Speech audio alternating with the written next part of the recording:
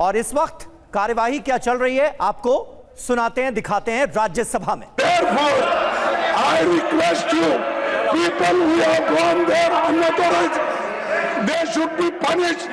Why they have gone? Who are they? Who ordered them? You ask your people to sit in there. No, I'm asking, who asked them to go there? Now, Who ordered? now the honorable leader of the house, That now is the not leader the of the house. house will reply. That is not the Sir, you have raised your voice. Let the government respond to it. Sir, Let the government to respond to it. He has raised, you have raised. Sir, let the government respond to it. Please take your seat. Please take your seat, let him respond. Now, sir, now the leader of the house. whatever my friend, sir, what my friend John Vikas has said, this is a very normal law and order situation that we have to understand. I have been a student activist. I have been arrested many times from the classroom in emergency days when Congress party was ruling. I have been arrested. Mr. John Vikas, it is a normal situation. A student activist has to face Go back and take your those seat. who take law and order in their own hand. The police have to act accordingly, and the police has acted accordingly for those cases. They are trying to sensationalize. It is a normal law and order activity which the police undertakes, and any student activist who wants to do activism should face this. Even I have faced not once, many times. When there was emergency, I was arrested from the classroom, not once, but twice. So this is a very normal situation, sir. Now, Shriman R. Girirajan, through R. Girirajan ji. Girirajan ji, you have to speak whether you like to speak or not, you tell me. You don't want to speak, then I am calling the other member. Shriman Madan Rathore ji. Shriman Madan Rathore ji. The CPM issue.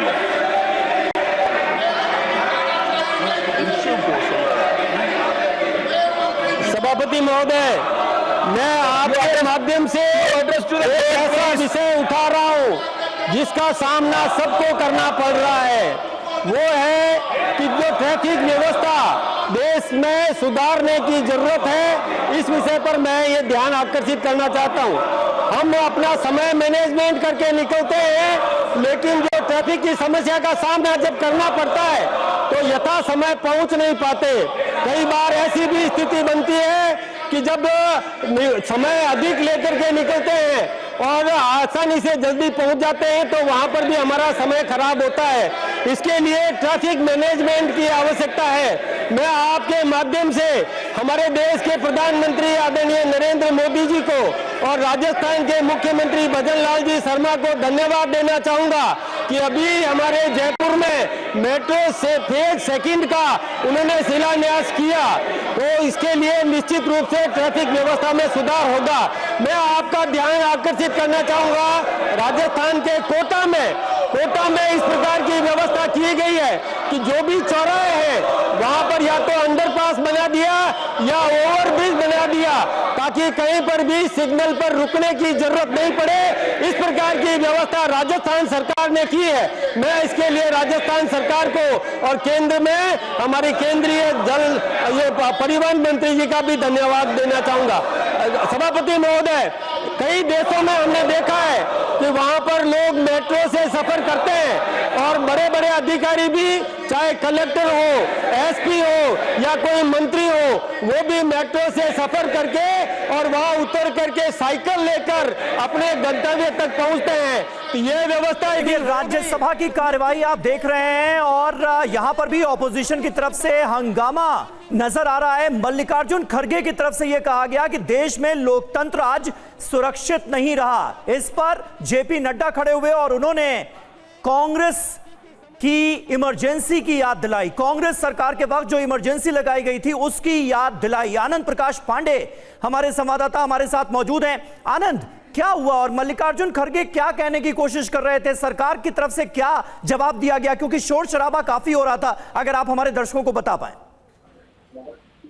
जी देखिए, राज्यसभा की कार्रवाई जैसे ही शुरू हुई तो उसके बाद John Brittas जो कि सीपीएम के सांसद हैं वो खड़े हुए, उन्होंने बताया कि कैसे एसएफआई की जो ज्वाइंट सेक्रेटरी है आईसी घोष, उनको अरेस्ट करने के लिए दिल्ली पुलिस कल सीपीएम का जो हेडक्वार्टर है एकेजी भवन गोल्ड मार्केट में, वहां दिल्ली पुलिस पहुंच गई थी और उन्होंने आपत्ति जताई कि आप एक पॉलिटिकल पार्टी के हेडक्वार्टर के अंदर दिल्ली पुलिस कैसे एंटर कर सकती है किसी को पकड़ने के लिए, ये नियमों के खिलाफ है।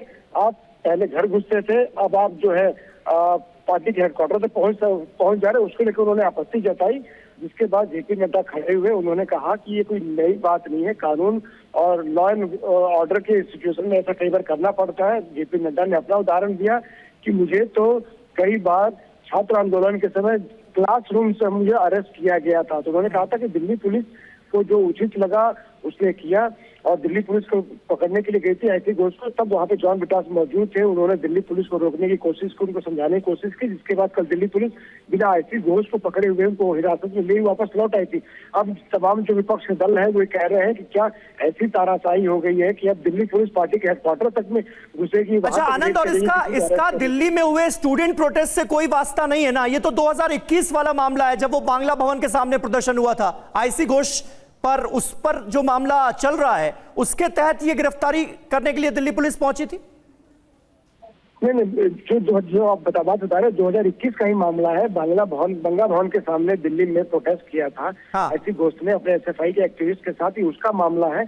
और उस मामले को लेकर उनको पकड़ने के लिए दिल्ली पुलिस जो है पिछले 2-3 दिन से उनको ढूंढ रही थी। जब उनको पता चला दिल्ली पुलिस को कि वो सीपीएम का जो हेडक्वार्टर है गोल्ड मार्केट में एकेजी भवन वहां पर है, जब दिल्ली पुलिस को जानकारी मिली तो उस मामले में उनको, जो 5 साल पुराना मामला, उस मामले में उनको पकड़ने के लिए वहां पहुंची। और जैसे ही वहां के नेताओं को पता चला कि दिल्ली पुलिस आई है, कुछ जो दिल्ली पुलिस के ऑफिसर थे प्लेन क्रॉस में थे, तो जो जॉन ब्रिटास जो खुद सांसद है उन्होंने भी, और जो सीपीएम के जो तमाम जो कार्यकर्ता और नेता वहां पे थे, उन्होंने उसको रोकने की कोशिश की। दिल्ली पुलिस को उनको कन्फ्रंट किया था, जिसके बाद दिल्ली पुलिस जो है वापस लौट आई। अब जाके आज जैसे ही लोकसभा राज्यसभा की कार्रवाई शुरू हुई तो जॉन ब्रिटास ने इस मामले को उठाया, जिसमें उनके साथ कांग्रेस के सांसदों ने भी दिया।